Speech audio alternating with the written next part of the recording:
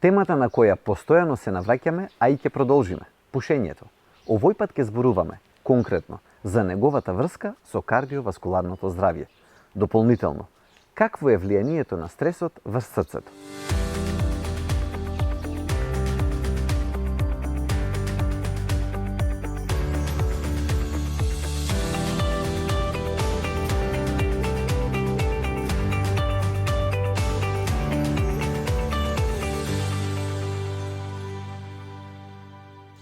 Пушењето е една од најголемите закани по јавното здравје во светски рамки и кај нас. Покрај загадениот воздух, слободно може да се каже дека во Македонија пушењето е проблем број 1 за јавното здравје. Имено, Македонија е на високото 4-то место во светот според бројот на пушачи по 1000 жители. Тоа, за жал, се одразува и на бројките на заболени и починати од белодробни малигни заболувања, што директно е поврзано со цигарите. Пушењето е главниот предизвикувач на кардиоваскуларните заболувања, односно предизвикува околу 25% од нив. Дури и луѓето кои пушат помалку од 5 цигари дневно, покажуваат одредени знаци на рана фаза на некое кардиоваскуларно заболување. Со зголемениот број на испушени цигари и временскиот интервал во кој се пуши, расте и ризикот за кардиоваскуларни заболувања. Треба да се знае и дека пушењето на цигари со намалени нивоа на катранин и никотин не го намалува ризикот. Како пушењето го оштетува кардиоваскуларниот систем? Хемикалиите кои се испуштаат при пушењето предизвикуваат воспаление и отоци на клетките на крвните садови. Ова може да предизвика намалување на обемот, односно стеснување на крвните садови, што води кон повеќе срцеви заболувања, како на пример атеросклероза, состојба при која артериите се стеснуваат и стануваат помалку флексибилни, а се случува да доаѓа до наталожување на наслаги во нив. Како што наслагите се зголемуваат, така се зголемува веројатноста од запирање на протокот на крвта. Пушењето го зголемува формирањето на ваквите наслаги.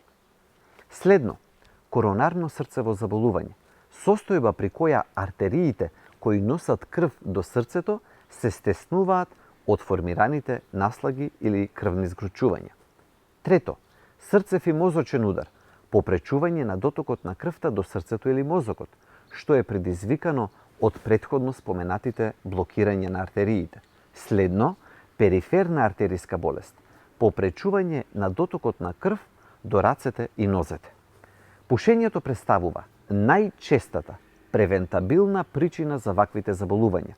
За среќа, пушењето е прогласено за најпревентабилна лоша навика, што значи дека во голема мера зависи од нас. Пред да се разочарате бидејќи можеби во повеќе обиди не сте успеале да ги оставите цигарите, треба да знаете дека во светот моментално има десетици, ако не и стотици милиони луѓе кои ги оставиле цигарите, а меѓу нив има луѓе кои што пушеле повеќе од вас, а веројатно и некои кои што повеќе се измачувале за да ги остават. Секој обид е важен и не е залуден. Другата добра вест е никогаш не е доцна. Веднаш штом ги оставите цигарите, започнува процесот на заздравување. И на крај, уште една придобивка од откажувањето од цигарите.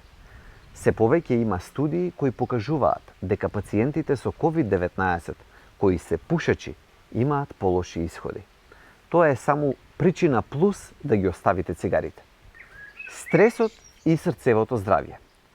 Околу влијанието на стресот врз срцевото здравје се потребни повеќе истражувања, но јасно е дека тој може да влијае значително на некои од клучните фактори кои водат до срцевите заболувања, како што е високиот крвен притисок, холестеролот, пушењето, намалената физичка активност и честото прејадување што води кон гојазност.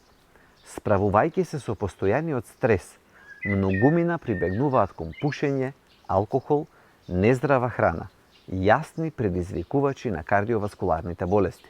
Затоа многу е значајно да се најдат начини на здраво менаџирање или контролирање на стресот.